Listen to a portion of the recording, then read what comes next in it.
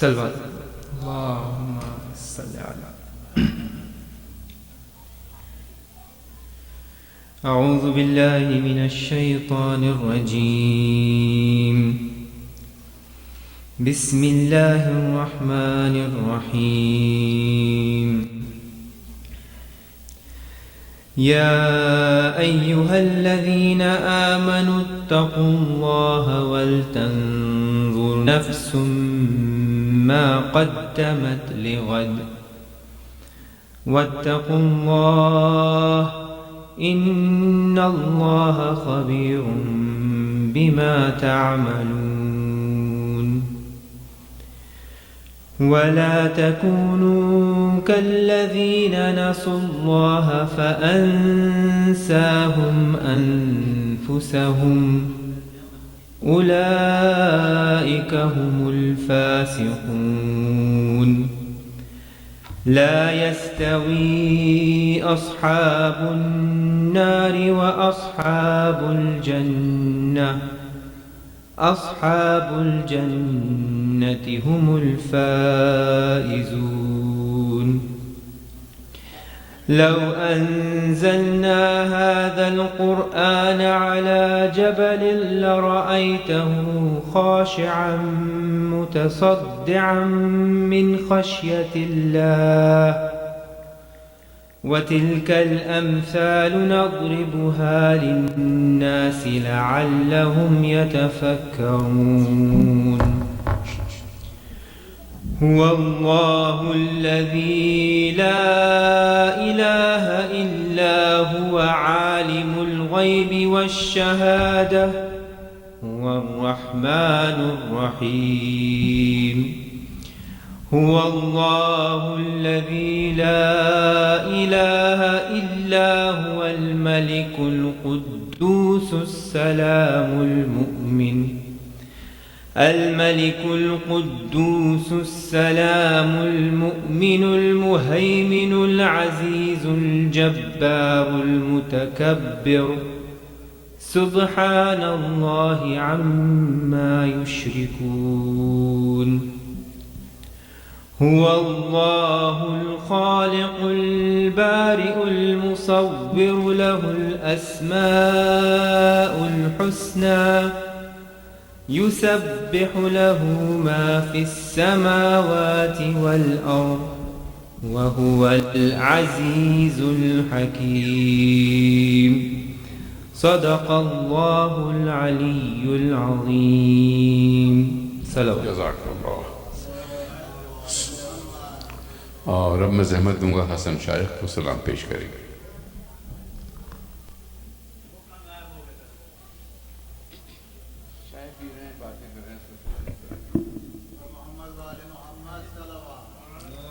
اللهم صل على محمد وعلى محمد وعجل فرجهم.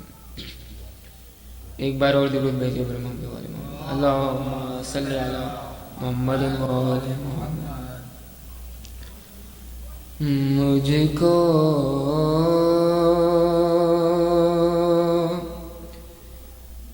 شبیر سے محبت ہے. مجھ کو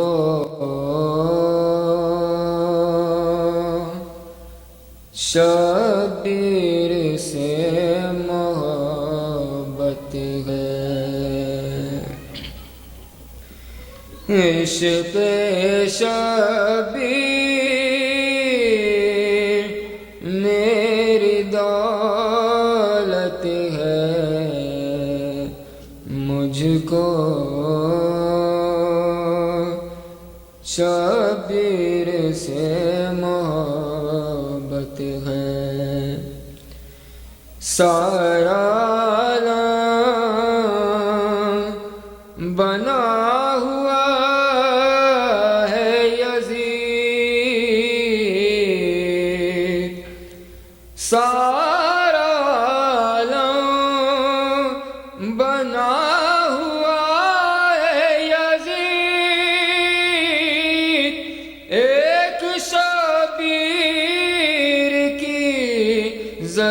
ضرورت ہے. مجھ کو شبیر سے محبت ہے، دین حق میں ملوکیت کا شمول، دین حق میں ملوکیت کا شمول، نسل سفیان کی شرارت ہے، مجھ کو کر گئی پھر حبیب شیخ کو جوان، کر گئی پھر حبیب شیخ کو جوان، کتنی معجزہ نما محبت ہے، مجھ کو شیخ کے زانوں پہ اس کا دم نکلا، شیخ کے زانوں پہ اس کا دم نکلا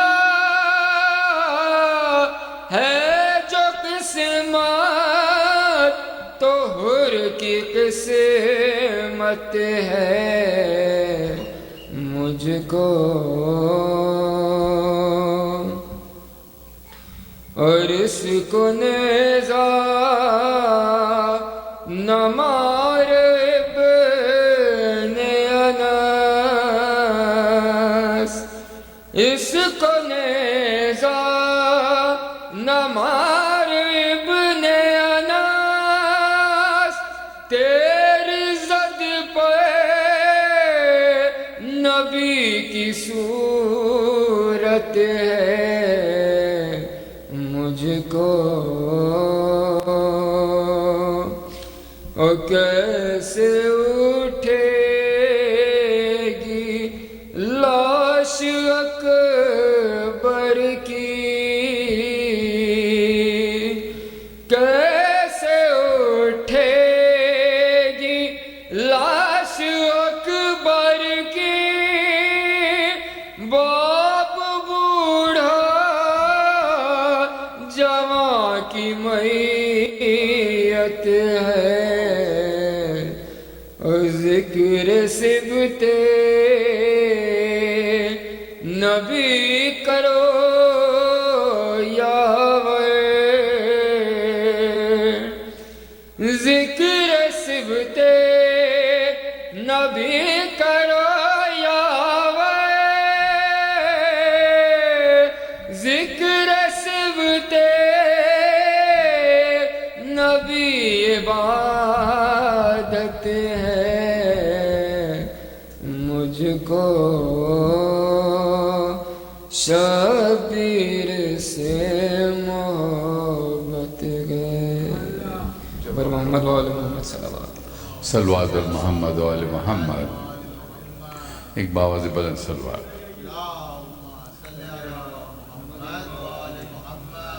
اور میں زحمت دوں گا شباہت حسین صاحب کو مرثیہ پیش کریں گے، جناب شباہت حسین صاحب۔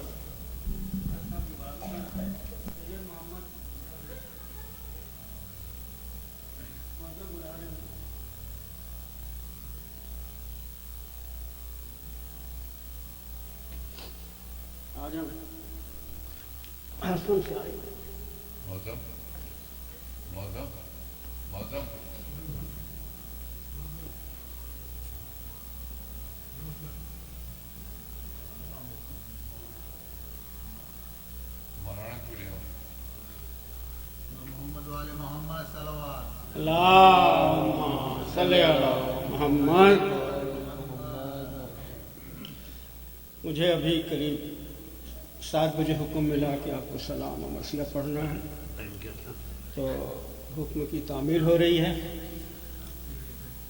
تو سلام میں فضائل مولا علی امام मुत्तकीन, और मसाइब में दूसरे अली सैयद सज्जाद के मसाइब।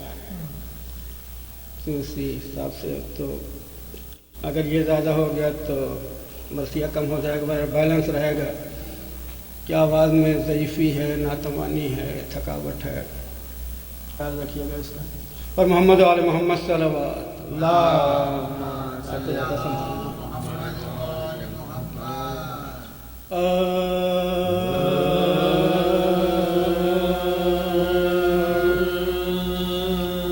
ज़ब्र खालिक़े अकबर नहीं अली के सिवा,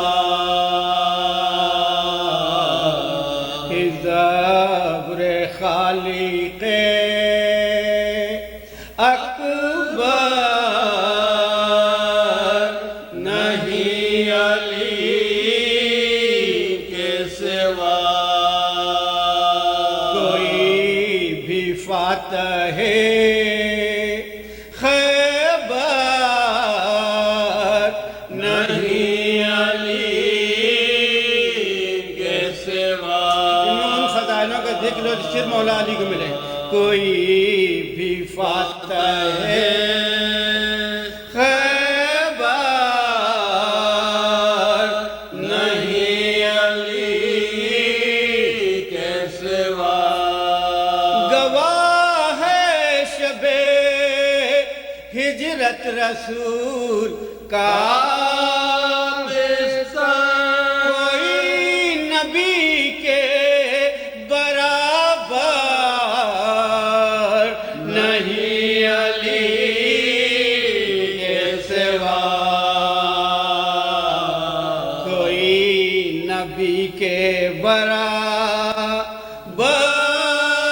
नहीं अली के सिवा।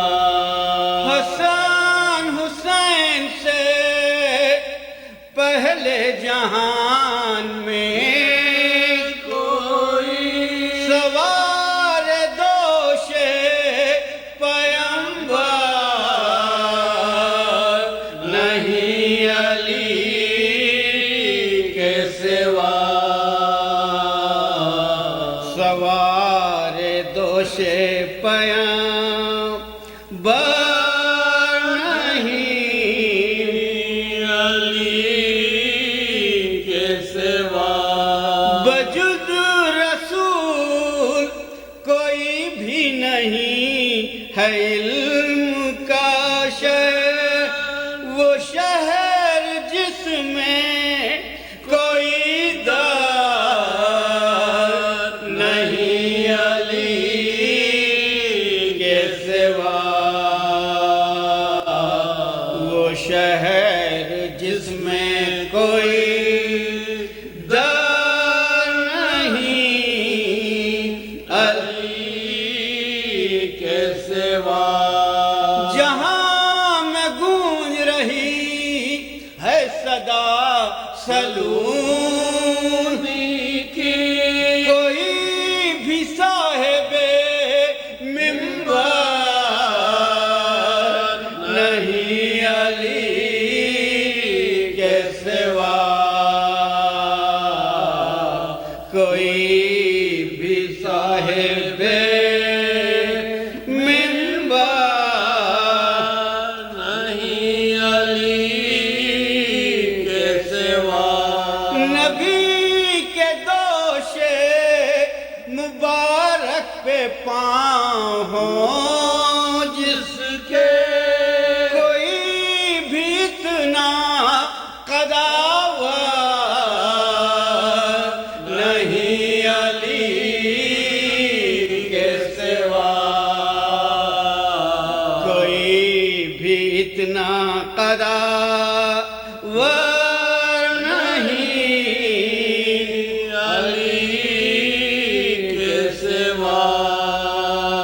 अली के सामने क्या है ये निस्बती रिश्ते, कोई भी नफ्से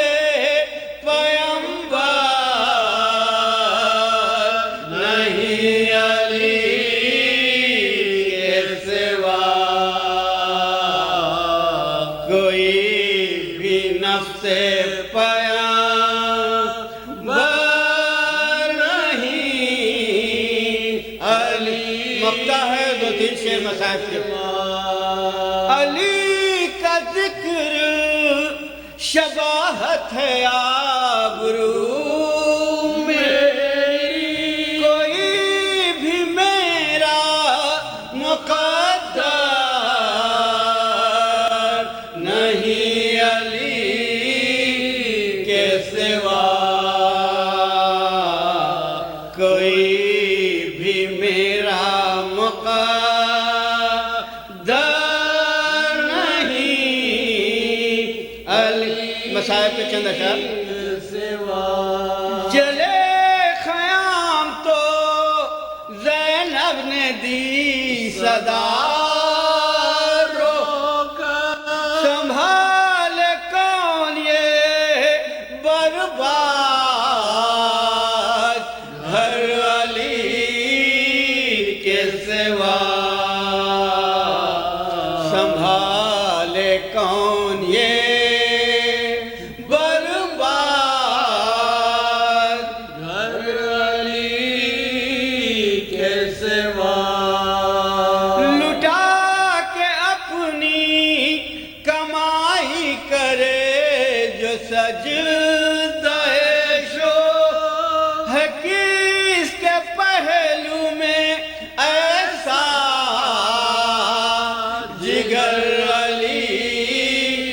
سجاد علی ہے کس کے پہلو میں ایسا جگر علی کے سوا کھڑی ہے شام میں غریبہ میں پہر پر مجال کس کی جو آئے ادھر علی کے سوا کوئی بھی فاتح خیبر نہیں علی کے سوا صلوات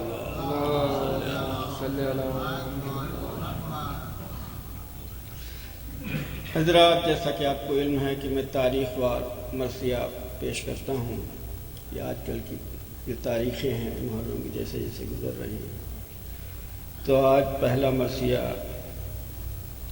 رن میں جب بانو بے کس کی سواری آئی فاتح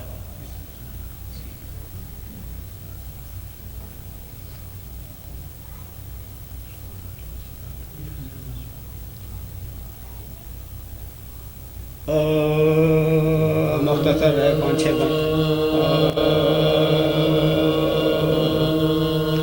رن میں جب بانوے بے کس کی سواری آئی رن میں جب بانوے بے کس کی سواری آئی لاش اکبر پہ یہ کرتی ہوئی زاری آئی اٹھ میرے لال یہ مشتاق تمہاری آئی دیکھو کس شان سے ہے ماں یہ تمہاری آئی دیکھو کس شان سے ہے ماں یہ تمہاری آئی نہ تو ہودج ہے نہ محمل نہ ہماری بیٹا سر کھلے بل میں ماں کی سواری بیٹا سر کھلے بل میں ہے ماں کی سواری بیٹا تم کو 18 برس پالا تھا کر کے صدقے کی تم پہ سے کل میں نے جہاں کی کہتی تھی بڑی دی ہے خدا نے دولت، کام آئے گا میرے ہوگا جو وقت کام آئے گا میرے ہوگا جو وقت آفت تو گلا اپنا کٹایا تم نے، خود آفت سے چھٹے ماں کو پھنسایا تم نے، خود آفت سے چھٹے ماں کو پھنسایا تم نے، اس مصیبت میں کہو ماں یہ کدھر کو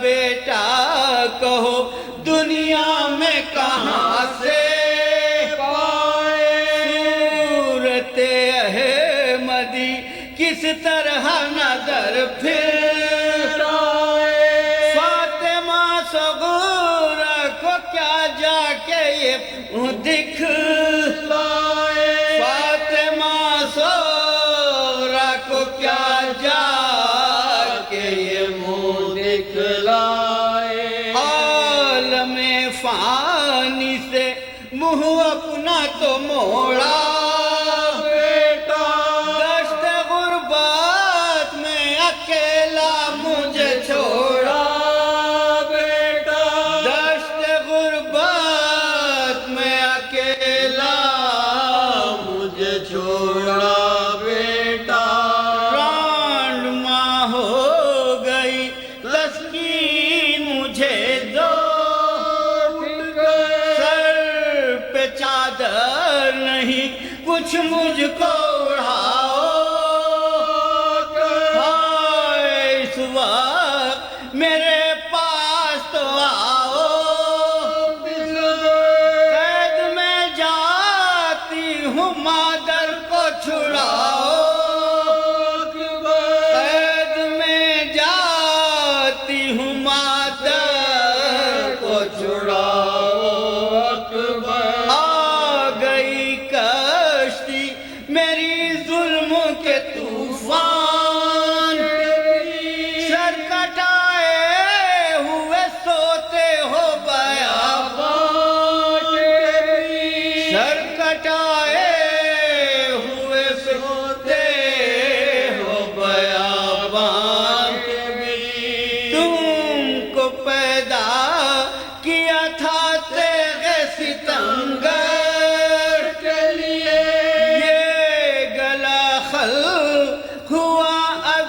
ظلم کے خنجر کے لیے، یہ گلا خلق ہوا ظلم کے خنجر کے لیے، ہائے جو ہو ہم شکل پیغمبر کے لیے، میں تو روؤں گی صدا تجھ علی اکبر کے لیے، میں تو روؤں گی صدا تجھ علی اکبر کے لیے، لاش اس بن میں تیری میں نہیں گڑواؤں گی، روضے پہ صاحب لولا کے لے جاؤں گی، روضے پہ صاحب لولا کے لے، آخری بن کی زحمت، رن میں آدھا نہیں سے گر کے نراسا، رکھ دیا حلق پہ خنجر کا جو واسا، مر گیا لال جو ہے بھوکا پیاسا، ہوتا ہے در کا ہے احمد کا نواسا، ہوتا ہے در کا ہے احمد کا نواسا، میں ستم دیدہ بہو زہرا کی کہلاتی ہوں، جس کا تم حق ہے محسوس کے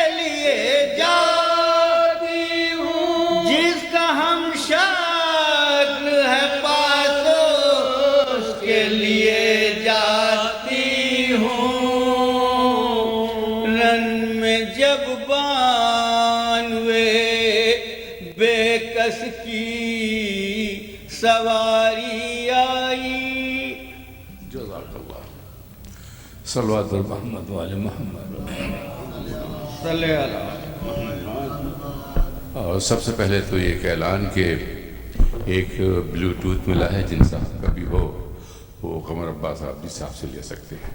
ایک اور باوز بلند صلوات.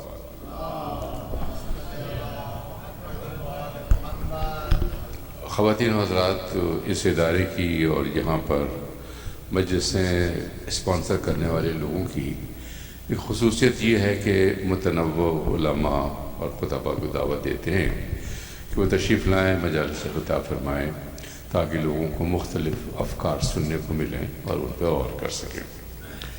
جناب علامہ ارتضیٰ عباس نقوی صاحب اس کی ایک مثال ہیں. کراچی سے تشریف لائے ہیں، پاکستان سے پہلی مرتبہ ادارے میں خطاب فرمائیں گے. آپ کئی کتابوں کے 40 سے زیادہ کتابوں کے مصنف ہیں، ادب اور مذہب پر ریسرچ کرتے ہیں اور خطاب فرماتے ہیں اور نئے افکار پیش کرتے ہیں. ویسے تو میں ان کا کیا تعارف کراؤں، چھوٹا ہوں اور بڑی بات والی بات ہو جائے گی، لیکن بہرحال آپ سنیں گے تو خود ہی آپ کو اندازہ ہوگا کہ آپ کیا کچھ سن رہے ہیں. میں زحمت دوں گا جناب علامہ ارتضیٰ عباس نقوی صاحب کو تشریف لائیں جس سے خطاب.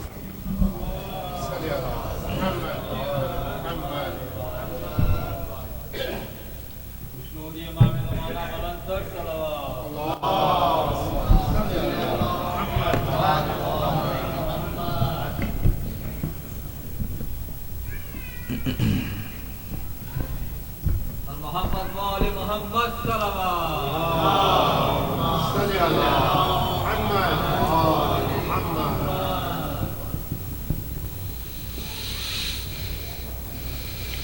بار دیگر صلوات پڑھیں آپ.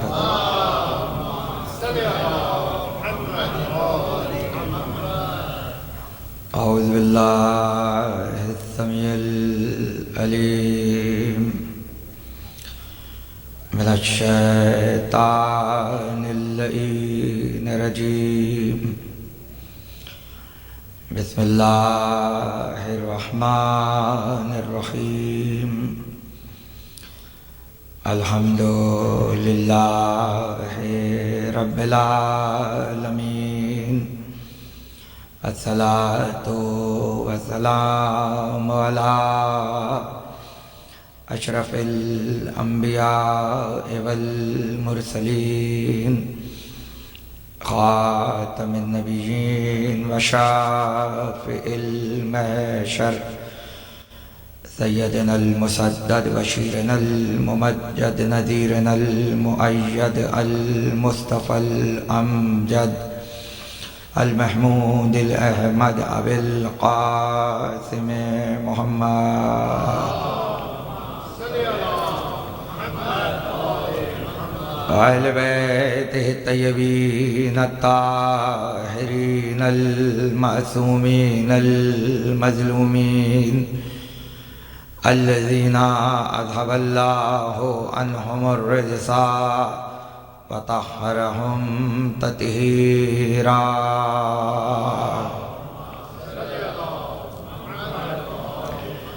ولعنۃ اللہ علی اعدائہم وغاصب حقوقہم ومنکر فضائلہم اجمعین. اما بعد فقد قال اللہ سبحانہ وتعالی فی محکم کتابہ الحکیم وقولہ الحق. بسم اللہ الرحمن الرحیم. اللہ نزل احسن الحدیث کتابا متشابہا مثانی صلوات.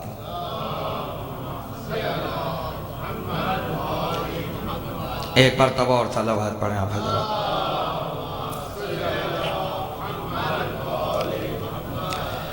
آپ کے اس عزاخانے میں 4 روزہ سلسلہ مجالس کا آغاز ہے اور ایک مجلس کیونکہ فیاض رضوی صاحب کے دولت کدے پر ہوگی. اس طرح سے 5 مجلسیں آپ کے شہر میں पढ़ने का शरफ हासिल होगा। इसलिए मैंने चाहा कि जब 5 का अदद तय है तो इस सिलसिले को खमसे ही का नाम दिया जाए, इसलिए कि मकाम बदल जाता है, सुनने वाले बदल जाते हैं, लेकिन ज़िक्र तब्दील नहीं होता। तो इसलिए तय पाया कि आपकी खिदमत में अज़मत हदीस किस्सा के उन्वान पर गुफ्तगू की जाए। और ज़ाहिर है कि हदीस किस्सा एक ऐसा पाकीज़ा कलाम है कि जिसके लिए तमहीद में इससे बेहतर कोई जुमला नहीं कहा जा सकता कि अज़ादारी की लुगत में मजलिस की बिस्मिल्लाह को हदीस किस्सा कहा जाता है।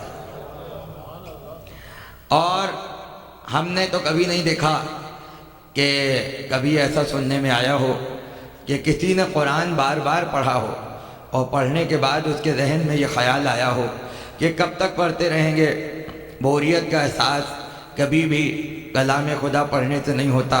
सूरह अल-हम्द दिन में कम से कम 10 मरतबा हर नमाजी ज़रूर पढ़ता है, और जो अपने मरहूमीन को याद रखते होंगे वो 10 से ज़्यादा मरतबा सूरह अल-हम्द दिन में ज़रूर पढ़ते होंगे। फिर आप हफ्ते तक ले जाइए, फिर महीने तक ले जाइए, फिर साल तक ले जाइए, पूरे साल में कई हज़ार मरतबा सूरह अल-हम्द पढ़ने का इत्तेफाक होता है। मगर आज तक किसी के जहन में ये बात नहीं आई कि पढ़ पढ़ कर बोर हो गए, बोरियत का एहसास हो गया। ये कुरान का मौजज़ा है कि जितनी मरतबा पढ़ते हैं नया मालूम होता है। जितनी मरतबा पढ़ा जाता है, कभी जहन के किसी भी खाने में ये बात नहीं आती कि कब तक पढ़ते रहेंगे, कब तक रिपीट करते रहेंगे। ये कुरान का एजाज है, जितनी बार पढ़ते हैं नया लुत्फ़ आता है, जितनी मरतबा पढ़ते हैं एक नया मज़ा आता है। इसी तरह से हज़ारों मरतबा हदीस किस्सा सुनी और पढ़ी, मगर कभी ये ख्याल नहीं आया कब तक सुनते रहेंगे और कब तक बोर होते रहेंगे।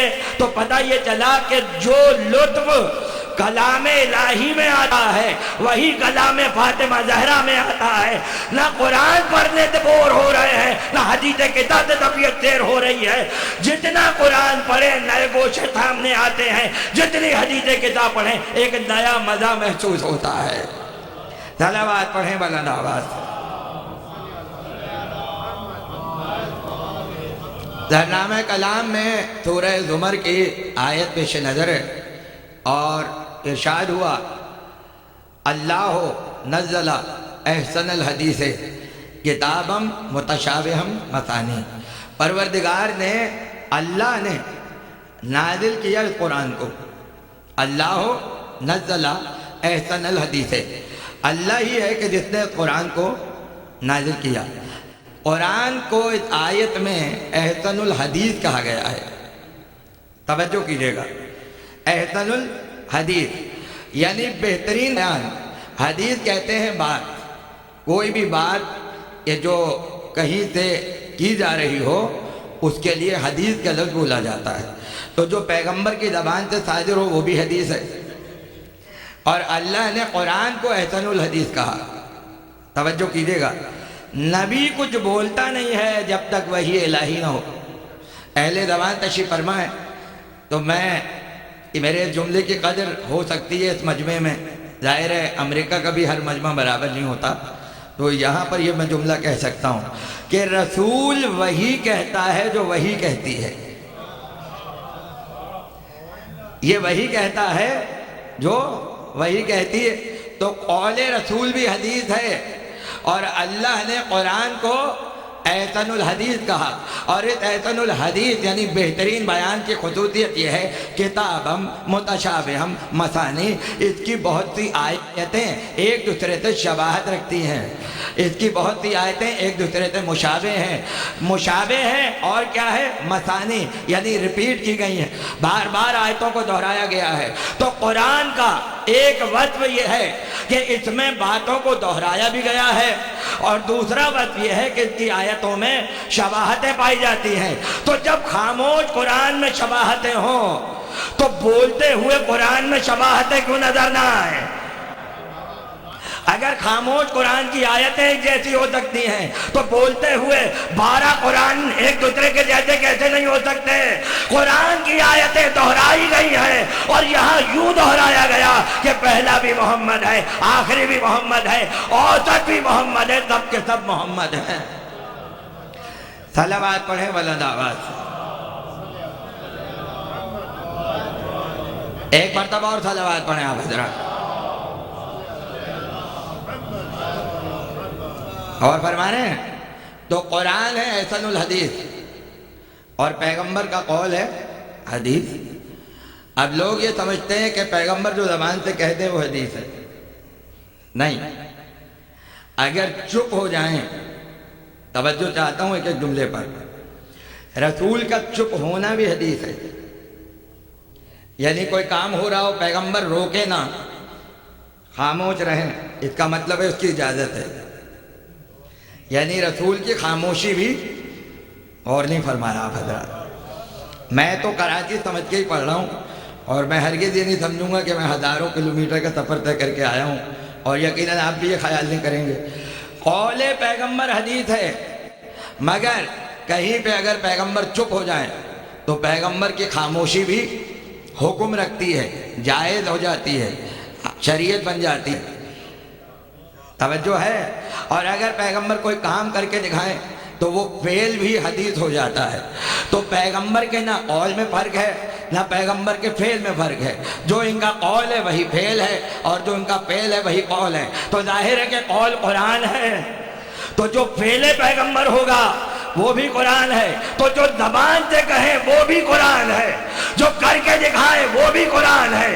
تو اب اگر سجدہ کر رہے ہو تو یہ بھی حکم خدا سے شریعت ہے، اور اگر حسین کے لیے سجدہ رک جائے، اگر حسین کے لیے سجدہ رک جائے تو یہ فعل پیغمبر بھی حدیث کہلائے گا۔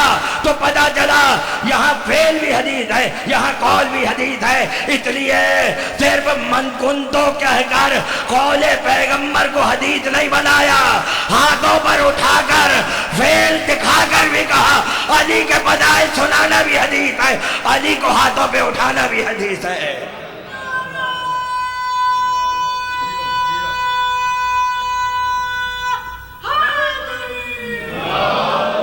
اور فرمانے ہیں حضرت، تو اب ظاہر ہے نوجوان بھی تشریف فرمائے یہاں پر، مجھے بڑی خوشی ہوتی ہے جب نوجوانوں سے بات ہو رہی ہو، اور بزرگ تو دعائیں دینے کے لیے تشریف، قبلہ بھی تشریف فرمائے سامنے۔ تو اب حدیث پر جب گفتگو ہوئی، میں چاہتا ہوں حدیث کہتا ہے تو 2-3 باتیں حدیث کے حوالے سے آپ کی خدمت میں عرض کر دوں۔ اب علماء نے حدیث کی قسمیں کہ حدیث کتنی طرح کی ہوتی ہے تو کہا کہ بھائی بنیادی طور پر یہ ہے کہ جو پیغمبر کہہ دیں وہ حدیث ہے، مگر ایک حدیث وہ ہے کہ جو حدیث کے قسموں میں افضل ترین ہے، اور اسے کہتے ہیں حدیث قدسی۔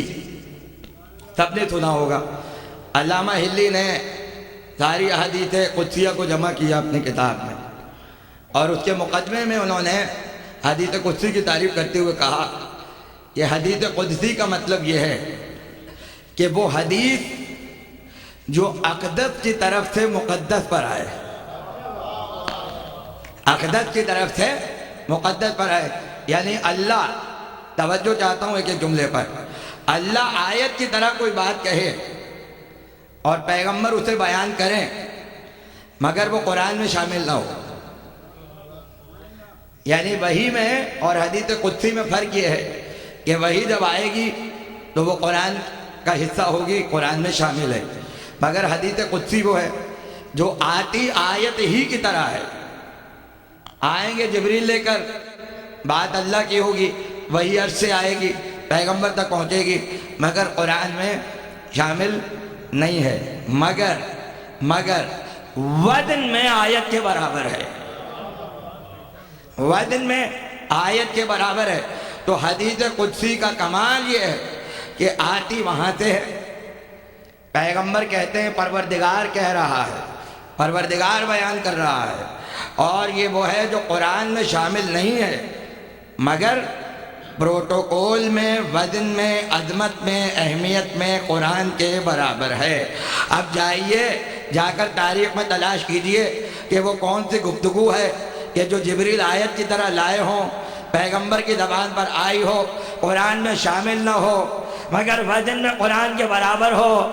تو خیبر میں علم دینے سے پہلے یہی تو کہا تھا، نادے علی مظہر العجائب، حبیب کہہ دو علی عجائبات کا مظہر ہے۔ تو ناد علی تو جبریل لے کر نازل ہوئے ہیں اور پیغمبر کی زبان پر جاری ہوئی ہے، تو پتہ چلا ناد علی مذاق نہیں ہے، ایسی حدیث قدسی ہے جو قرآن میں نہ ہو مگر وزن میں قرآن کے برابر ہے۔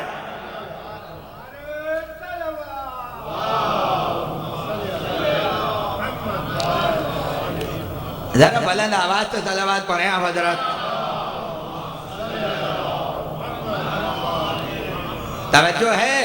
توجہ ہے۔ تو ناد علی بھی وہاں سے آئی ہے، اقدس کی طرف سے مقدس پر آئی ہے۔ ناد علی، حبیب پکارو، علی کو پکارو۔ تو یہ پکارنے کا حکم کون دے رہا ہے؟ پروردگار نے کہا جبریل جاؤ اور جا کر حبیب سے کہو کہ مظہر العجائب کو آواز دیں۔ تو ناد علی حدیث قدسی ہے، ناد علی حدیث قدسی ہے کیونکہ وہاں سے آئی ہے اور زبان پیغمبر پر جاری ہوئی ہے۔ بالکل اسی انداز سے احد میں جب ذوالفقار لے کے نازل ہوئے تو خاموش نہیں آئے بلکہ یہ کہتے ہوئے آئے، لا فتح الا علی، لا صاحب الا ذوالفقار۔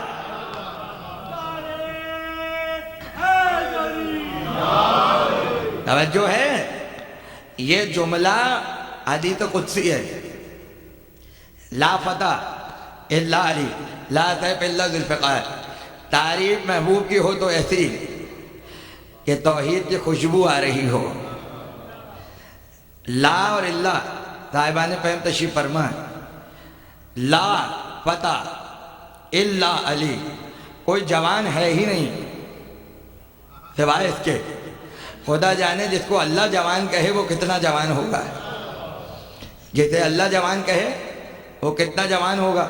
اور جو اللہ کے منہ سے جوان کہا جا چکا ہو اس پر کبھی بڑھاپا نہیں آتا، اس پر کبھی بڑھاپا نہیں آتا، بلکہ یوں کہہ دوں کہ اگر نسل میں امامت جاری رہے اور دادا کو خدا جوان کہہ چکا ہو تو 12واں بھی اتنا جوان رہے گا کہ صدیوں برس بعد بھی آئے تو 40 برس کا جوان ہے۔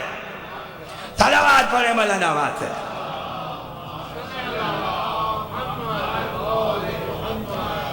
کوئی جوان نہیں ہے سوائے علی کے، کوئی تلوار نہیں ہے سوائے ذوالفقار کے۔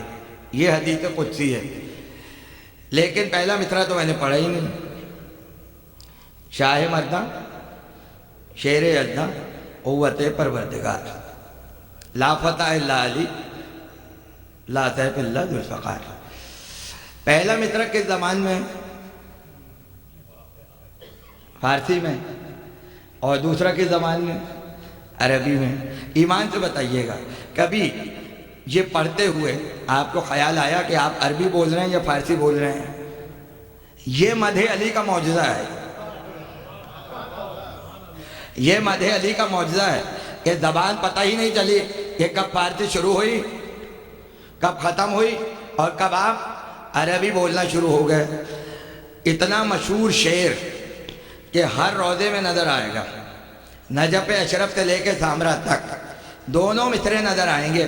کتابوں کی تو میں بات ہی نہیں کر رہا، میں تو معصوم کے روضوں کی بات کر رہا ہوں کہ ہر جگہ لکھا گیا، بچے بچے کو یاد ہے ہر رضا خانے میں، یعنی اتنی شہرت کس شعر کی ہوئی ہوگی یہ جو اس شعر کو ملی، اس لیے کہ زمینی شعر نہیں ہے، آسمانی شعر ہے، الہامی شعر ہے۔ لیکن آیا تو عربی میں تھا، لا فتح الا علی، لا سیف الا ذوالفقار۔ یہ فارسی کہاں سے آ گئی درمیان میں؟ فارسی کہاں سے آ گئی؟ فارسی تو اللہ کی زبان نہیں ہے، مصرع تو عربی میں تھا، فارسی کہاں سے آئی؟ اب دیکھیے ایک بحث اٹھا رہا ہوں اور تھوڑی ادبی ہے کہ کسی شاعر کے مصرے پر مصرع لگانا تضمین کہلاتا ہے۔ تضمین کرنا یعنی گرہ لگانا، گرہ لگانا بھی کہتے ہیں۔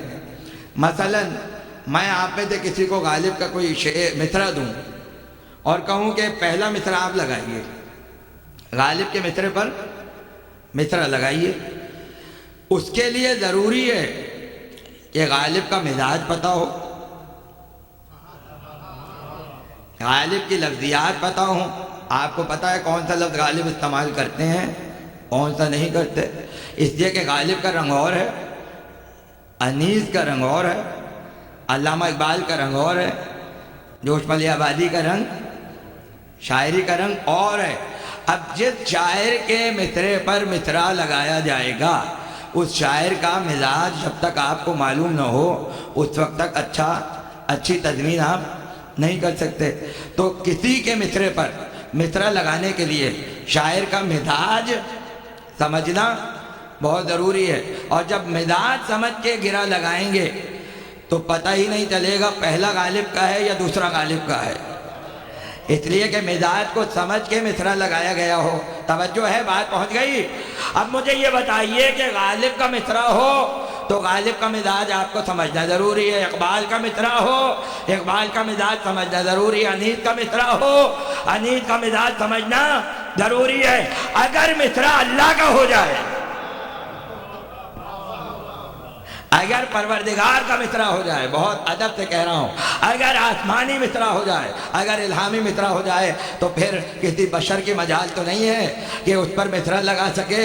اس لیے ایران کا بہت بڑا شاعر محتشم کاشی، اصفہان میں اس کی قبر ہے، اور مجھے اس کی قبر پہ میں جا چکا ہوں اصفہان میں، علی کے شان میں قصیدہ کہہ رہا تھا۔ قصیدہ کہتے کہتے یہ مصرع لکھا، لا فتح الا علی لا سیف الا ذوالفقار۔ اب جب اس پہ مصرع لگانا چاہا، بڑی کوشش کی، غور نہیں فرمایا آپ نے، مگر مصرع نہیں ہوا۔ بھلا آسمانی مصروں پہ زمین والے مصرع لگا سکتے ہیں؟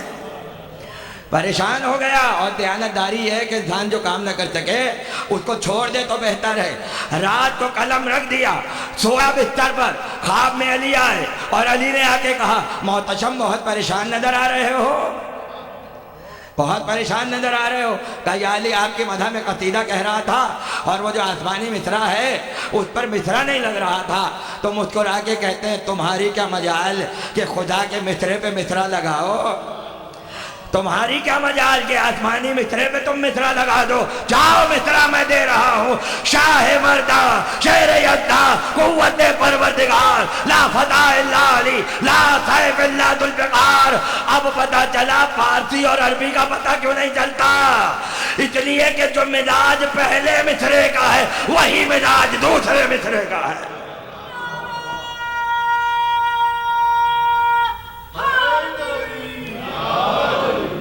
بھلے ترین صلوات پڑھیں آپ حضرات۔ توجہ ہے آپ حضرات کی؟ تو یہ حدیث قدسی ہے، لاپتہ حدیث قدسی ہے، ناد علی حدیث قدسی ہے۔ تو جہاں بات وہاں سے آئے اور نشر ہو زبان معصوم سے مگر قرآن میں نہ ہو، وہ ہے حدیث قدسی، توجہ کیجئے گا۔ لیکن اگر ایسی منزل ہو کہ فرشتہ درمیان سے ہٹ جائے اور ڈائریکٹ معصوم بارگاہ الہی کی گفتگو سن رہا ہو، توجہ کیجئے گا۔ حدیث قصہ میں شہزادی نے کہا جب ہم پانچوں چادر میں جمع ہو گئے تو اللہ ملائکہ سے پوچھ رہا تھا چادر کے نیچے کون ہے، اللہ ملائکہ سے پوچھ رہا تھا چادر کے نیچے کون ہے۔ یہاں کے بعد سے آخر تک ساری گفتگو آسمانی ہے۔ حدیث قصہ میں آدھی گفتگو وہ ہے جو گھر کی ہے اور آدھی گفتگو وہ ہے جو عرش الہی کی ہے، یعنی آدھی گفتگو فاطمہ زہرا کی ہے اور آدھی گفتگو پروردگار کی ہے، آدھی گفتگو فاطمہ کی ہے، آدھی گفتگو حدیث قدسی ہے۔ ارے پتہ ہی نہیں چلتا کہاں تک فاطمہ کے الفاظ ہیں اور کہاں تک پروردگار کے الفاظ ہیں۔ تو یہی تو کہنا چاہ رہا تھا، معصوم کا مزاج خدا سے اتنا ملتا ہے کہ پتہ ہی نہیں چلتا معصوم کی بات کہاں ہے، پروردگار کی بات کہاں ہے۔ صلوات پڑھیں بلند آواز سے، ذرا اور بلند ترین صلوات۔ اللہم صلی علی۔ تو حدیث قصہ وہ ہے جو آدھا کلام معصوم ہے اور آدھا کلام الہی ہے اور حدیث قدسی ہے، یہ ہے اس حدیث کا کمال۔ اور میں نے طالب علمانہ حیثیت سے آج تک کوئی حدیث ایسی نہیں دیکھی، صاحبان فہم و صاحبان علم تشریف فرما ہے، کہ جس حدیث میں اس حدیث کی تلاوت کا اجر بتایا گیا ہو۔ اگر ہو تو عرض کر دیجیے گا۔ جتنی حدیثیں ہیں فضائل اہل بیت ہیں، مگر کسی حدیث میں اس حدیث کے پڑھنے کا اجر بیان نہیں ہوا۔ واحد حدیث قصہ ہے کہ جس میں بتا دیا گیا جب ہمارے شیعہ اور محب جمع ہو جائیں اور جمع ہونے کے بعد ان لفظوں کو دہرائیں تو ملائکہ چاروں طرف سے گھیر لیتے ہیں اور ان کے لیے دعائیں مغفرت کر رہے ہوتے ہیں۔ حالانکہ ہم نے ملائکہ کو بلایا نہیں ہے، ہم نے تو صرف حدیث کتاب پڑھی ہے۔ اب جب حدیث کتاب پڑھی تو آسمان کے حجابات ہٹے، اور جب حجابات ہٹے تو ملائکہ کا نزول ہوا اور ملائکہ دعائیں استغفار کر رہے ہیں، جس کے لیے فرشتے مغفرت کی دعا کر رہے ہوں۔ بھائی توجہ کیجئے گا، اور یہ دعا اس لیے ہے کہ تم نے فضیلت اہل بیت کو بیان کیا، تم نے الفاظ حضرت زہرا کو بیان کیا، تو اب ہم تمہارے لیے مغفرت کی دعا کرنے کے لیے آئے ہیں۔ تو حدیث قصہ یہ ہے کہ کتنا گناہگار بیٹھا ہوا ہو، اگر پڑھ لے تو بخشا ہوا اٹھتا ہے۔ صلوات پڑھیں بلند آواز سے۔ تو انشاءاللہ گفتگو کریں گے اس حوالے سے، لیکن آج کی حد تک تمہیدی جملوں میں آپ کی خدمت میں عرض کرتا چلوں۔ ابتدا ہوئی ان جابر ابن عبداللہ انصاری۔ میں کہتا ہوں کتنی بڑی خوش قسمتی ہے جابر کی، یہ قیامت تک نام جڑ کے رہ گیا۔ اور جو حضرات یہ فرماتے ہیں کہ بھئی شیعہ صحابیوں کا ذکر نہیں کرتے، ان سے کہہ دیجئے گا تبرک کے لیے آؤ مجلس میں، آخر میں آؤ، منع نہیں ہے، جتنی روٹیاں ہیں نام حسین پہ کھا لو آ کر، لیکن اگر معرفت چاہیے تو ذرا شروع میں آؤ اور آ کر دیکھو۔ ہم تو اتنا مانتے ہیں صحابیوں کو کہ سب کا ذکر بعد میں ہوتا ہے، جابر کا ذکر پہلے ہوتا ہے، جابر کا ذکر پہلے ہوتا ہے۔ مگر یہ ذکر پہلے کیوں ہوا؟ اس لیے کہ احترام فاطمہ زہرا مد نظر ہے۔ تو جو صرف الفاظ حضرت زہرا کو نقل کر کے ہم تک پہنچائے، اس کی تو یہ عزت ہو کہ سب کا ذکر بعد میں ہے، اس کا ذکر پہلے ہے۔ تو عزت کا معیار یہی ہے، جو فاطمہ کا ہوگا وہ ہمارا ہوگا۔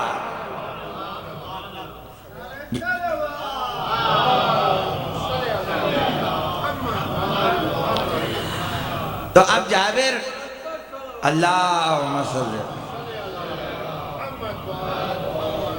حضرت جابر کی دو خصوصیتیں ہیں۔ پوری سیرت جابر میں دو اہم ترین فضیلتیں ہیں۔ پہلی حدیث قصہ اور دوسری زیارت قبر حسین۔ یہ دونوں انتہائی روشن پہلو ہیں حضرت جابر کے۔ لیکن اب میں سوال اٹھا رہا ہوں، سلمان تھے، یہ حدیث سلمان نے بیان کیوں نہیں کی؟ سوال تو ہے۔ عمار تھے، عمار نے بیان کیوں نہیں کی؟ ابو ذر تھے، حذیفہ تھے، مقداد تھے، کوئی تو کہتا ہم سے شہزادی نے بیان کیا۔ مگر عجیب بات یہ ہے کہ حدیث قصہ سوائے جابر کے کسی اور سے بیان نہیں ہوتی۔ کیا کمی ہے؟ کیا راز ہے؟ روز کا آنے والا سلمان جو فضائل کی ایک سے ایک حدیث بیان کر رہا ہے، وہ حدیث قصہ روایت کیوں نہیں کرتا؟ جابر ہی کیوں؟ جابر ہی کیوں؟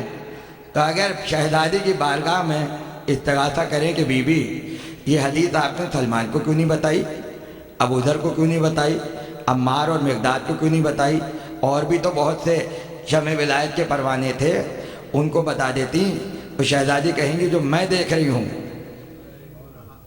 وہ تم نہیں دیکھ رہے۔ توجہ کیجئے گا، کیوں؟ وجہ ہے، وجہ ہے، اور وجہ کیا ہے؟ سلمان کی وفات ہوئی 35 ہجری میں۔ کب ہوئی؟ 35 ہجری میں، یعنی پیغمبر کی رحلت کے کتنے؟ 25 سال کے بعد۔ ایسا ہے؟ ابو ذر کی رحلت ہوئی 32 ہجری میں، بعد رسول 22 سال کے بعد ابو ذر رخصت ہو گئے۔ عمار کی شہادت ہوئی 38 ہجری میں صفین میں، یعنی 28 سال کے بعد پیغمبر کی رحلت کے عمار رحلت کر گئے۔ توجہ کیجیے گا۔ اسی طرح حذیفہ، وہ بھی 15-20 سالوں میں دنیا سے رخصت ہو گئے۔ شہزادی دیکھ رہی تھی اگر سلمان کو بتاؤں گی تو حدیث کے ساتھ تب تک جائے گی جب تک سلمان زندہ ہیں، اگر ابو ذر کو بتاؤں گی تو حدیث کے ساتھ وہاں تک جائے گی 32 ہجری تک جب تک ابو ذر زندہ ہیں، اگر عمار کو بتاؤں گی تو عمار تو صفین میں شہید ہو جائیں گے، اس کے بعد حدیث قصہ کون بیان کرے گا؟ اس لیے ضرورت تھی ایسے کی کہ جو حدیث قصہ کو آگے تک بیان کرے، اس لیے کہ جابر واحد پیغمبر کے صحابی ہیں کہ جنہوں نے علی کا زمانہ بھی دیکھا، حسن کا زمانہ بھی دیکھا، حسین کا زمانہ بھی دیکھا، سید سجاد کا زمانہ بھی دیکھا، محمد باقر کا زمانہ بھی دیکھا۔ اب سمجھ میں آیا، جو 5 معصوموں کا دور دیکھے وہ حدیث قصہ کا راوی بنایا جاتا ہے۔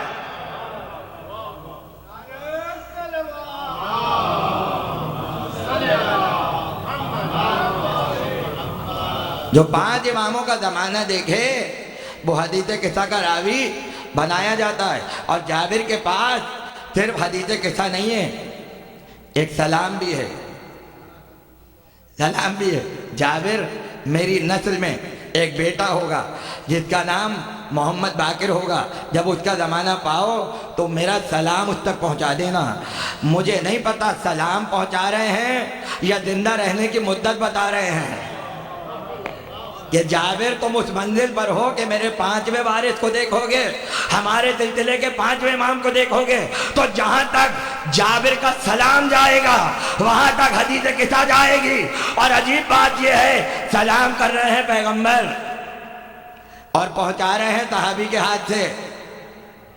جابر میرا سلام پہنچانا، میرا سلام پہنچانا، تو پتہ یہ چلا کہ معصوم کو سلام کرنا بھی سنت پیغمبر ہے اور معصوم کو سلام پہنچانا بھی سنت پیغمبر ہے۔ تو اب اگر اپنے گھر میں کھڑے ہو کے کہہ دیں السلام علیکم یا ابا عبداللہ تو یہ بھی سنت رسول ہوگا۔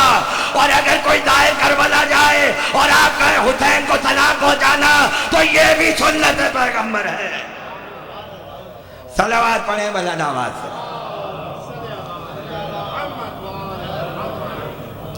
بات واضح ہو رہی ہے۔ میں تو پہلی مرتبہ آپ حضرات کی زیارت کر رہا ہوں اور مجھے پورا اطمینان ہے کہ بات پہنچ رہی ہے اور بزرگ بھی تشریف فرما ہے، توجہ فرما ہے آپ حضرات۔ تو جابر 5 امام تک۔ جب دیکھیے ہوتا کیا ہے، ہوتا یہ ہے کہ میں مثال کے طور پر کسی سے کوئی بات نقل کروں، میں نام نہیں لینا چاہ رہا، ایک مثال دے رہا ہوں۔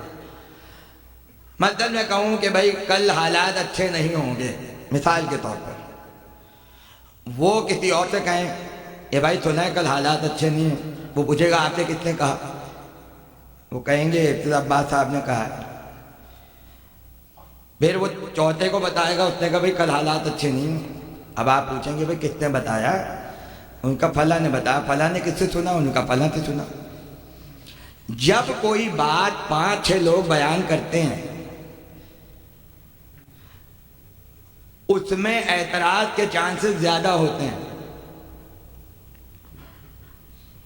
مثلا حدیث رسول ایک صحابی نے سنی، اس سے فلاں نے سنی، اس سے فلاں نے سنی، اس سے فلاں سے سنی، اس نے رسول سے سنی، بات واضح ہے۔ اب آپ کہیں بھائی یہ 2 کو تو ہم مانتے ہیں، تیسرے کو ہم نہیں مانتے، معاف کیجیے گا، تو پھنس گئی بات۔ یہ علم حدیث کا ایک اہم ترین مسئلہ ہے، بہت عام فہم انداز میں آپ کی خدمت میں پیش کر رہا ہوں۔ بھائی 2 آدمی تو سچے ہیں، تیسرے کا ہمیں پتہ نہیں ہے۔ یعنی جتنے حدیث میں راوی بڑھتے ہیں اس میں اعتراض کے چانسز ہوتے ہیں، لیکن اگر حدیث بیان کرنے والا ڈائریکٹ سنا رہا ہو تو آپ یہ نہیں کہہ سکتے کیونکہ اس کے تو درمیان میں کوئی ہے ہی نہیں، اس کے تو بیچ میں کوئی ہے ہی نہیں، وہ تو ڈائریکٹ رسول سے سن رہا ہے، وہ تو ڈائریکٹ امام سے سن رہا ہے۔ تو اب سمجھ میں آیا حدیث قصہ کے لیے لمبی عمر والے کو اس لیے رکھا گیا کہ جب 5ویں امام کے عہد تک طہارت معصوم پر اعتراض ہو تو درمیان میں راوی نہ ہو، اعتراض کرنے کی گنجائش نہ ہو، ایسا بیان کرے جو ڈائریکٹ معصوم سے سن رہا ہو۔ صلوات پڑھیں بلند آواز سے، ذرا اور بلند صلوات پڑھیں تاکہ حوصلے بلند ہو جائیں۔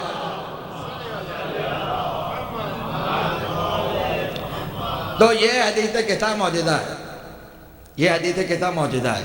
بس گفتگو کو سمیٹ رہا ہوں۔ ہم نے قرآن کو نازل کیا کتابم متشابہم مثانی، اس کی آیتیں ایک دوسرے سے ملتی ہیں، مشابہ اور دہرائی گئی ہیں، دہرائی گئی ہیں۔ قرآن پر ایک اعتراض ہے عیسائیوں کی طرف سے، آپ چونکہ رہتے ہیں یہاں پر تو بہت سی باتیں آپ نے سنی ہوں گی اسلام پہ جو اعتراضات ہیں عیسائیوں کے، اس میں یہ بھی ہے کہ ان کی کتاب میں ریپیٹیشن بہت ہے۔ تو قرآن تو خود کہہ رہا ہے ہم نے بات دہرائی ہے، قرآن میں خود ہے ہم نے بات کو دہرایا ہے۔ اب جب دہرایا ہے تو کسی وجہ سے دہرایا ہوگا نا، اور دہرانے کے سیدھے سادے معنی یہ ہیں، ایک بار میں سمجھ گئے ہوتے تو دہرایا نہ جاتا، پہلی بات میں سمجھ گئے ہوتے تو بار بار بیان کر لیں۔ اب ہمارے اعلان نہیں ہوتا بار بار، ایئرپورٹ پہ 50 دفعہ اعلان ہوتا ہے، اب آپ کیا اس کو کوئی عیب نکالیں گے اس میں؟ نہیں، جب پہلے اعلان میں پیسنجر نہ آئے تو دوبارہ اعلان، دوسرے میں نہ آئے تو پھر تیسری مرتبہ اعلان۔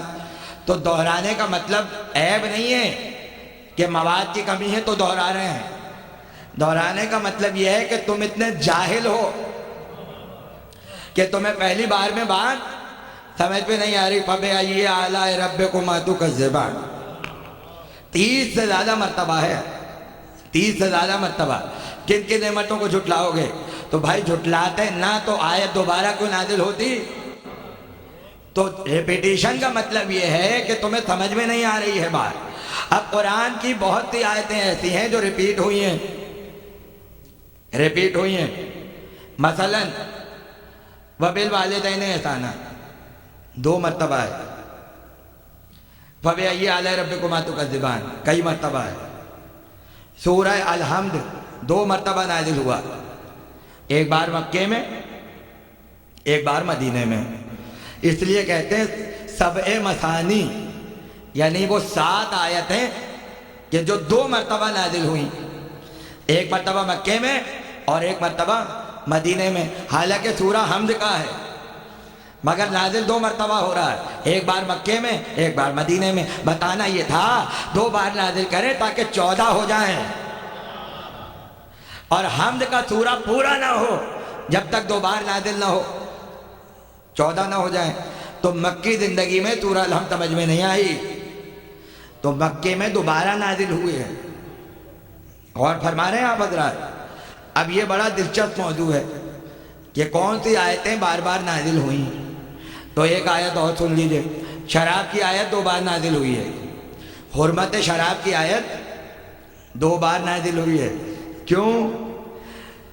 کچھ لوگوں کی بچپن کی عادتیں چھوٹ نہیں رہی تھیں۔ کیسے چھوڑتے؟ حرمت کا حکم آ گیا، چھوٹی نہیں رہی ہے، دوبارہ نازل کروایا، دوبارہ آئی تو شدت کے ساتھ آئی، اور اب بھی نہیں چھوڑو گے تو پھر دیکھو ہم کیا کرتے ہیں۔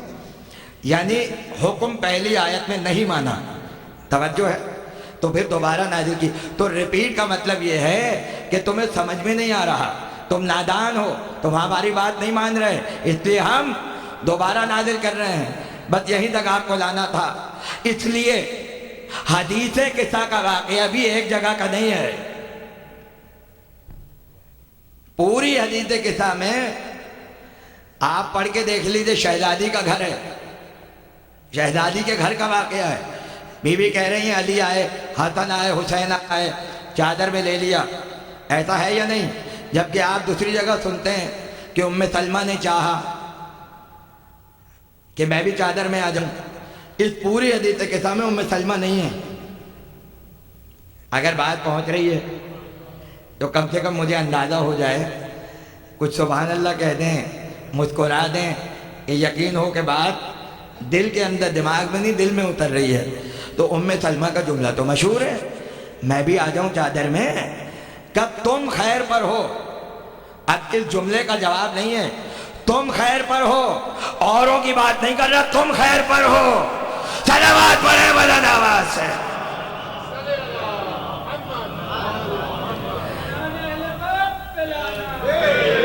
توجہ ہے؟ تو اب یہاں اس میں تو ام سلمہ نہیں ہے، اس کا مطلب ہے وہ واقعہ الگ ہے جو جابر بیان کر رہے ہیں، اور ام سلمہ کا جو واقعہ ہے وہ واقعہ الگ ہے۔ توجہ ہے آپ حضرات کی؟ اب سنیے، دو واقعے تو ہو گئے، دو واقعے تو ہو گئے، اب تیسرا واقعہ سنیے۔ صحیح مسلم میں ہے، اہل سنت بیان کرتے ہیں کہ حضرت عائشہ کہتی ہیں یہ باہلہ میں جانے سے پہلے پیغمبر نے سب کو چادر میں لیا اور آیت تطہیر نازل ہوئی، اس میں ام سلمہ نہیں ہے، یعنی یہ واقعہ مباہلہ میں جانے سے پہلے کا ہے، تو معلوم ہوا یہ تیسرا واقعہ ہو گیا۔ توجہ ہے؟ اب پیغمبر کی زوجہ حضرت صفیہ بیان کرتی ہیں کہ میں نے ایک دن دلیا بنایا اور پیغمبر کی خدمت میں لے کے گئی تاکہ پیش کروں، تو میں نے دیکھا کہ چادر میں پانچوں کو لیے ہوئے ہیں اور آیت تطہیر نازل ہو رہی ہے، تو صفیہ کا واقعہ الگ ہے۔ تو چار مرتبہ تو یہ واقعہ مختلف روایتوں سے ثابت ہے، کبھی رسول کے اپنے گھر میں، کبھی ام سلمہ کے گھر میں، کبھی شہزادی کے گھر میں، کبھی مباہلہ جاتے ہوئے، اور ہر مرتبہ چادر میں لے رہے ہیں، اور ہر مرتبہ کہہ رہے ہیں یہ میرے اہل بیت ہیں، اور ہر مرتبہ آیت تطہیر نازل ہو رہی ہے۔ بات واضح ہو گئی؟ اب دو تین حوالے اور سن لیجئے اور آخر میں نتیجہ دے کے گفتگو کو ختم کر رہا ہوں۔ شیعہ روایت میں بھی ہے اور اہل سنت کی روایتوں میں بھی ہے کہ جب زہرا کی شادی علی سے ہوئی تو 17 مہینے تک پیغمبر دروازے کی چوکھٹ کو پکڑ کر یہ آیت پڑھتے رہے، انما یرید اللہ لیذھب عنکم الرجس اہل البیت ویطہرکم تطہیرا۔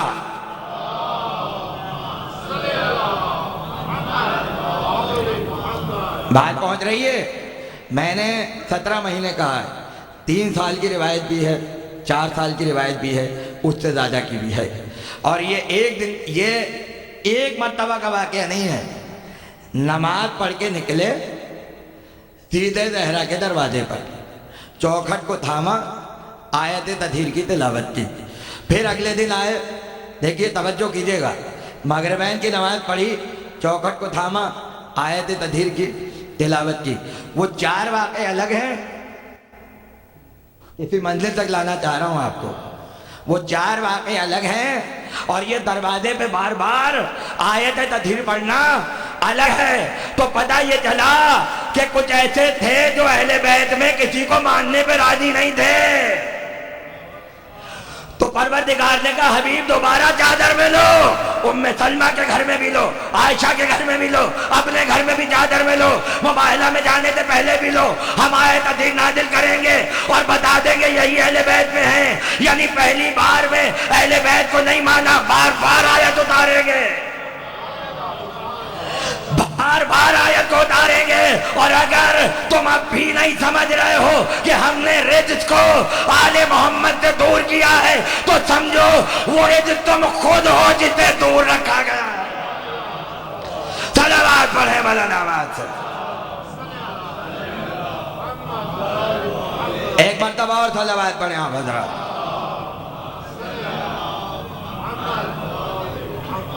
اس لیے علماء کی تحقیق ہے کہ آیت تطہیر کئی مرتبہ نازل ہوئی ہے، ایک بار نازل نہیں ہوئی ہے۔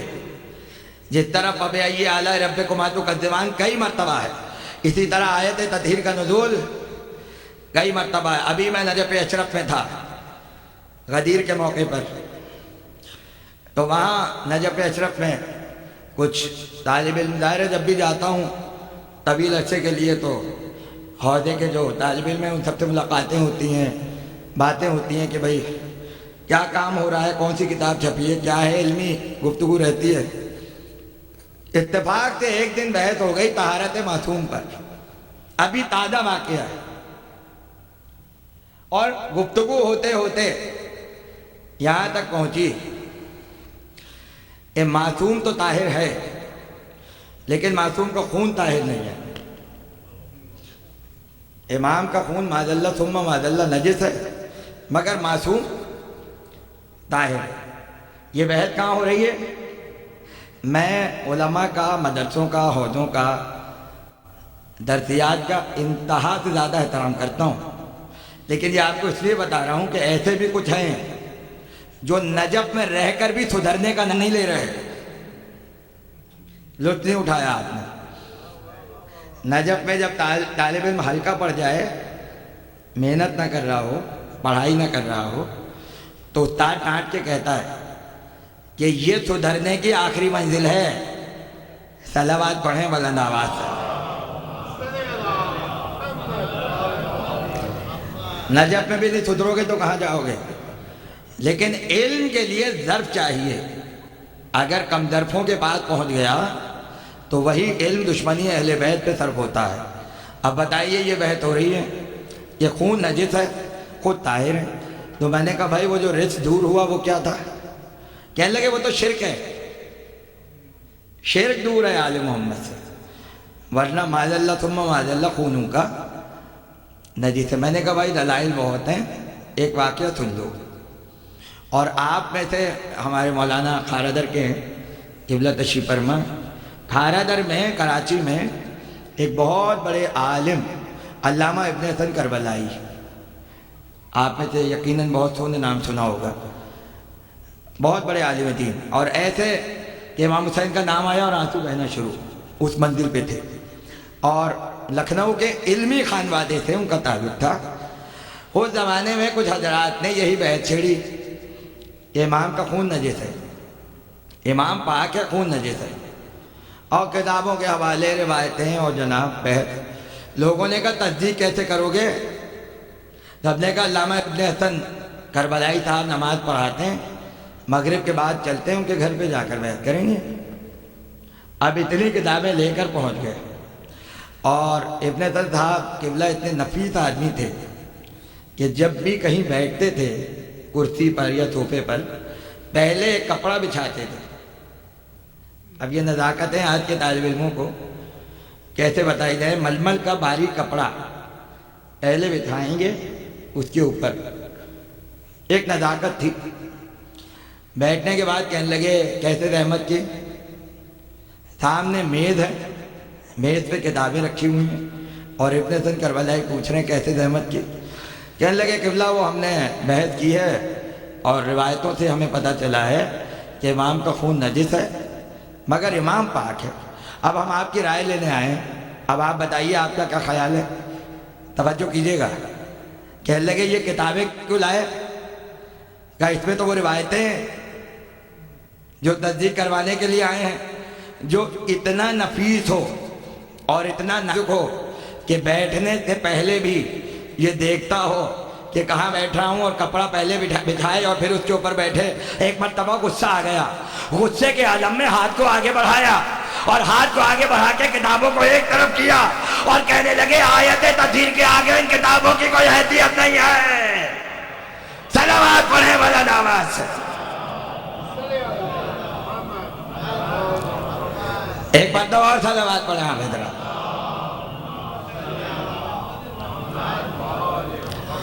اور فرما رہے ہیں آیت تطہیر کے آگے ان کتابوں کی کوئی، تو جب الرجس کہہ دیا بات ختم ہو گئی۔ جہاں جہاں تک رجس کی تعریف جائے گی اسے آل محمد سے دور رکھا گیا۔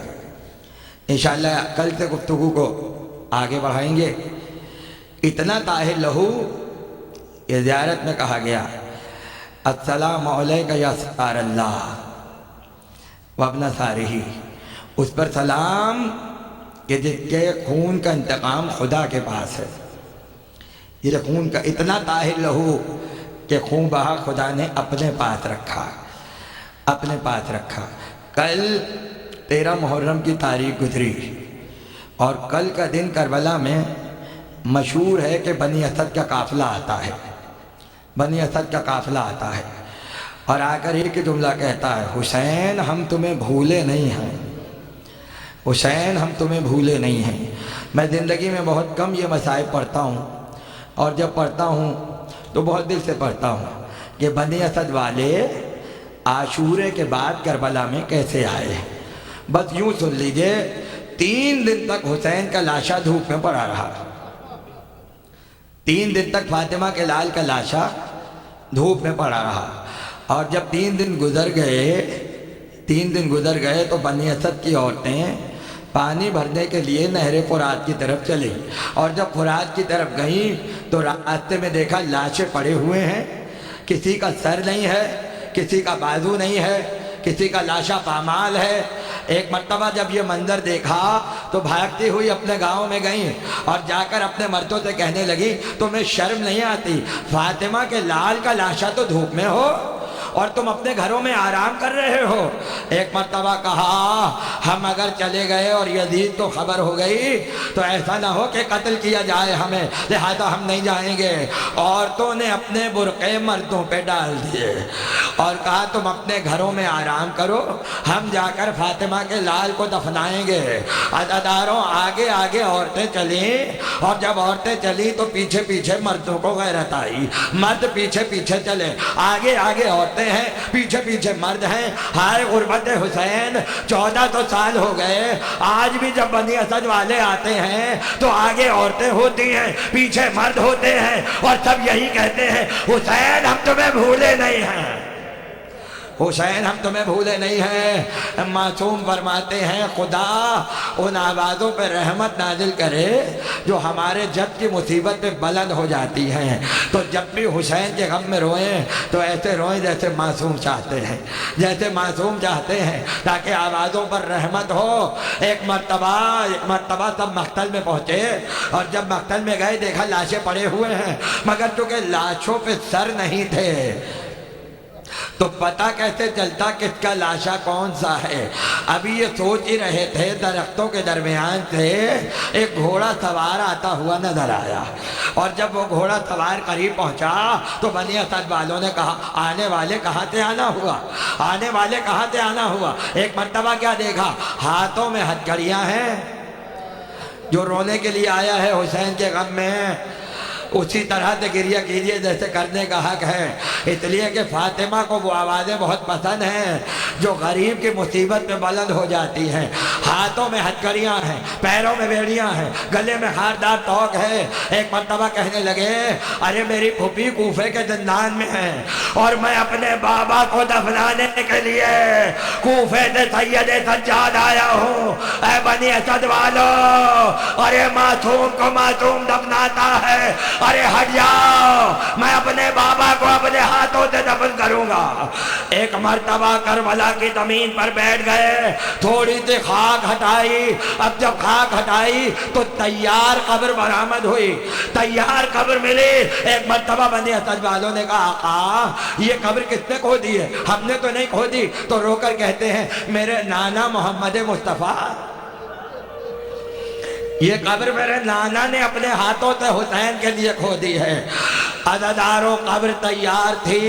ایک مرتبہ سید سجاد پلٹے، یہ جملہ قیامت کا ہے اور پڑھا نہیں جاتا مجھ سے، صاحب معالی السبتین نے بھی لکھا ہے اور آج ہر بنی اسد والا بیان کرتا ہے۔ پلٹے اور پلٹ کے کہا، اے بنی اسد والوں، کیا تمہارے پاس کوئی چٹائی موجود ہے؟ خدا آپ کو سلامت رکھے۔ اے بنی اسد والوں، کیا تمہارے پاس کوئی چٹائی موجود ہے؟ اس وقت تک کوئی نہیں سمجھا، مگر جب ایک جوان گیا چٹائی لے کر آیا تو کیا دیکھا، سید سجاد نے چٹائی کو کربلا کی خاک پر بچھایا۔ حسین کا پامال لاشا جو کربلا میں بکھر گیا تھا، ارے لاش کے ٹکڑوں کو جمع کرنا شروع کیا۔ یہی وجہ ہے 1400 سال کے بعد جب 13 محرم کو بنی اسد والے آتے ہیں تو چٹائی ہاتھ میں لے کر آتے ہیں۔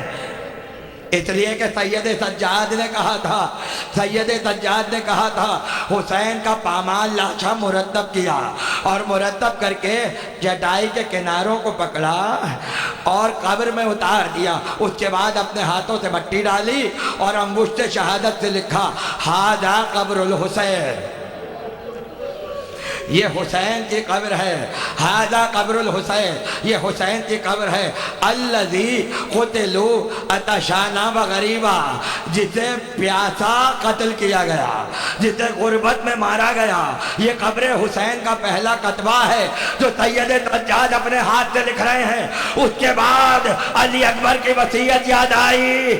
علی اکبر نے کہا تھا اے بھیا سجاد، ارے مجھے پتا ہے مردوں میں کوئی باقی نہیں رہے گا اور تم ہی ہمارے لاشوں کو دفناؤ گے، ارے بھیا جب میری قبر بنانا تو مجھے بابا کے ترہانے دفنا دینا، اس لیے کہ میرا بابا میرے بغیر نہیں رہ سکتا۔ علی اکبر کو حسین کے ترہانے دفنایا۔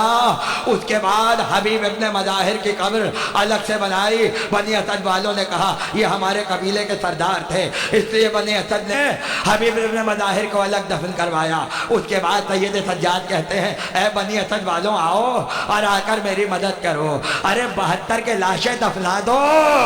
ایک مرتبہ 2 گڑھے کھودے گئے، ایک گڑھے میں ہاشمی جوانوں کو لٹایا، دوسرے گڑھے میں انصار حسین کو لٹایا، اوپر سے خاک کو ڈال دیا، یوں گنج شہیدہ تیار ہوئی۔ بات آخری جملے مصائب کے جب گنج شہیدہ بنا چکے تو بنی اسد والے سمجھے کہ شاید تدفین پوری ہو گئی، شاید کام مکمل ہو گیا، مگر نہیں۔ ایک مرتبہ آستینوں کو چڑھایا اور سیدھے چلے فرات کی طرف، سیدھے چلے فرات کی طرف۔ ایک مرتبہ کہا آقا کہاں کا ارادہ ہے؟ کہا میرے چچا عباس فرات کے کنارے لاشا پڑا ہوا ہے، ارے گودی میں پالا ہے، آج اپنے ہاتھوں سے اپنے چچا کو قبر میں اتاروں گا۔ مگر قیامت یہ ہوئی جب عباس کے لاشے پر پہنچے تو دیکھا بازو نہیں ہے، سر نہیں ہے، پیر زخمی ہے، لاشا تلواروں سے پارا پارا ہے۔ ایک مرتبہ پریشان ہوئے، ارے چچا تمہارا لاشا اٹھاؤ تو کیسے اٹھاؤ؟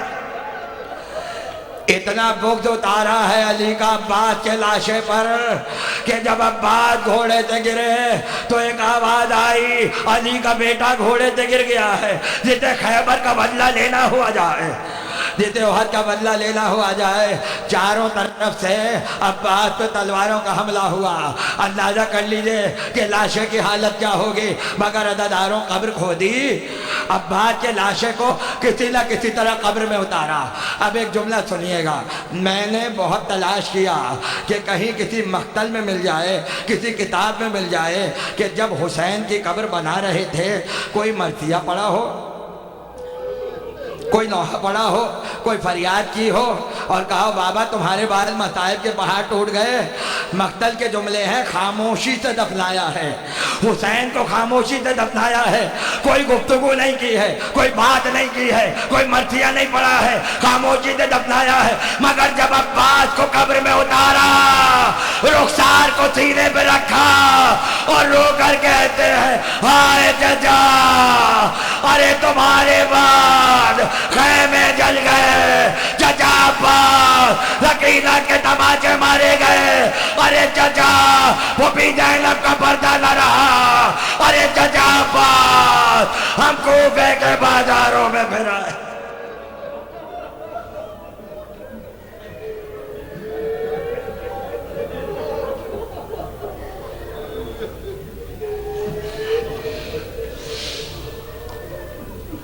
وَسَيَعْلَمُ الَّذِينَ ظَلَمُوا أَيَّ مُنْقَلَبٍ يَنْقَلِبُونَ۔ بار الہ ذکر کو قبول فرما، ان آنسوؤں کو قبول فرما، حجت آخر کے ظہور میں تعجیل فرما، ہمیں کوئی غم نہ دے سوائے غم آل محمد کے۔ ربنا تقبل منا انک انت السمیع العلیم برحمتک یا ارحم الراحمین۔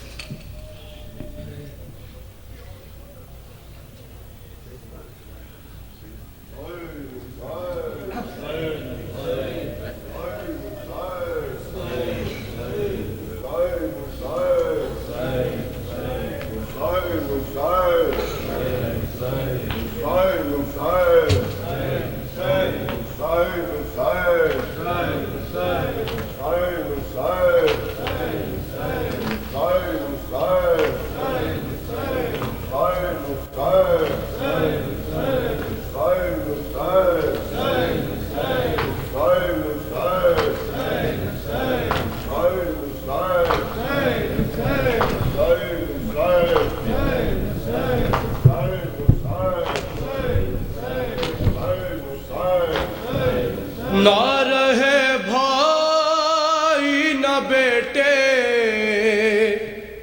نہ رہے بھائی نہ بیٹے، چھن گئی میری ردا، میرا کوئی نہ رہا، گونجتی شام غریباں میں یہ زینب کی صدا، میرا کوئی نہ رہا، گونجتی شام غریباں میں یہ زینب کی صدا، میرا کوئی نہ رہا، گونجتی شام غریباں میں یہ زینب کی صدا، میرا کوئی آسرے دے کے بہن چھوڑ کے آئی تھی وطن، میرے پردے کا جسے ماں نے بنایا ضامن، لب دریا میرے غازی کے ہوئے بازو جدا، میرا کوئی نہ رہا، گونجتی شام غریباں میں یہ زینب کی صدا، میرا کوئی نہ رہا، وہ جو 18 برس نور حجابوں میں رہا، لوٹ کے آؤں گا میں، جس نے تھا صغرا سے کہا، ہائے برچھی سے کلیجا میرے اکبر کا چھدا، میرا کوئی نہ رہا، گونجتی شام غریباں میں یہ زینب کی صدا، میرا کوئی نہ رہا، گونجتی شام غریباں میں یہ زینب کی صدا، میرا میرا غازی بھی گیا، قاسم و اکبر بھی گئے، پرسا مہمان گیا، ابن مظاہر بھی گئے، کس کو غربت میں صدا دوں کربلا یہ تو بتا، میرا کوئی نہ رہا، گونجتی شام میں غریباں یہ زینب کی صدا، میرا کوئی نہ رہا، ماں نے مقتل میں جسے دولہا بنا کے بھیجا، میرے قاسم کا بدن دشت میں پامال ہوا، بال کھولے ہوئے روتی ہوئی لاشیں سے کہا، میرا کوئی نہ رہا، شام غریباں میں یہ زینب کی صدا، میرا کوئی نہ رہا،